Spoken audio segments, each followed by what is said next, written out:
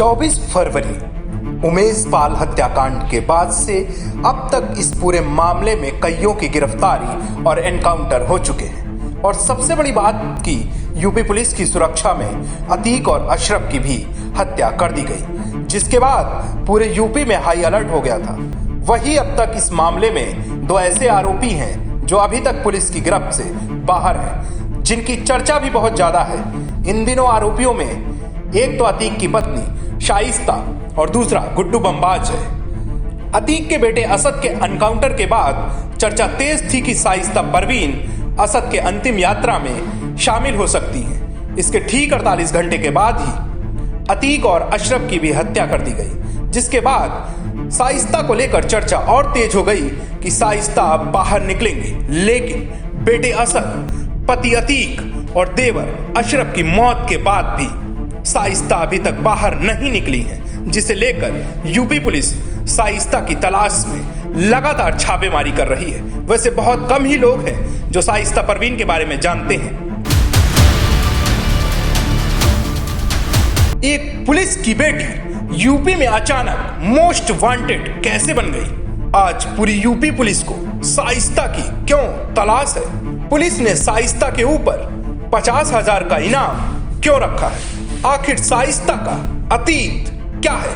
ऐसे बहुत से सवाल हैं जिसका जवाब आप जानना चाहते होंगे। चलिए हम शाइस्ता की पूरी कुंडली बताते हैं आपको। शाइस्ता कोई अचानक से अपराधियों की लिस्ट में शामिल नहीं हुई। जानकारी के मुताबिक अतीक और अशरफ जब भी जेल जाते थे, शाइस्ता ही बाहर रहकर उनका पूरा धंधा संभालती थी। शाइस्ता की पढ़ाई लिखाई प्रयागराज में ही पूरी हुई है। शाइस्ता ने 12वीं तक की पढ़ाई की।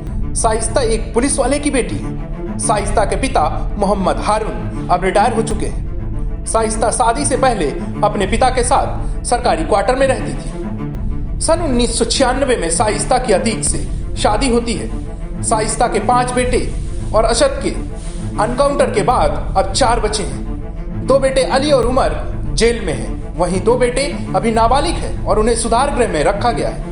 चलिए आपको बताते हैं शाइस्ता यूपी में अचानक मोस्ट वांटेड कैसे बन गई। पुलिस के मुताबिक शाइस्ता अपने पति अतीक से मिलने साबरमती जेल गई थी।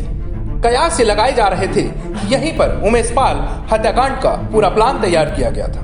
जानकारी के मुताबिक शाइस्ता जब अतीक से जेल में मिली थी, तब शाइस्ता ने अतीक से फोन भिजवाने के लिए भी पूछा था। इसके लिए एक पुलिस वाले का नाम भी बताया था। इसके बाद ही जेल से फोन पर उमेश पाल की हत्या की पूरी साजिश रची गई और 24 फरवरी को प्रयागराज के बीच बाजार में उमेश पाल की हत्या को अंजाम भी दिया गया।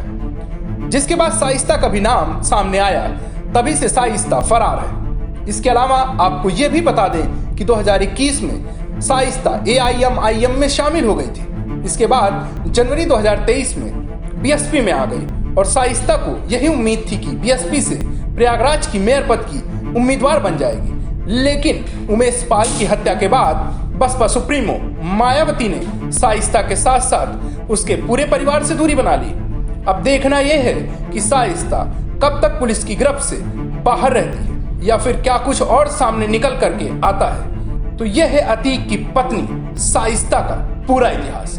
कैसा लगा आप कमेंट करके हमें जरूर बताएं।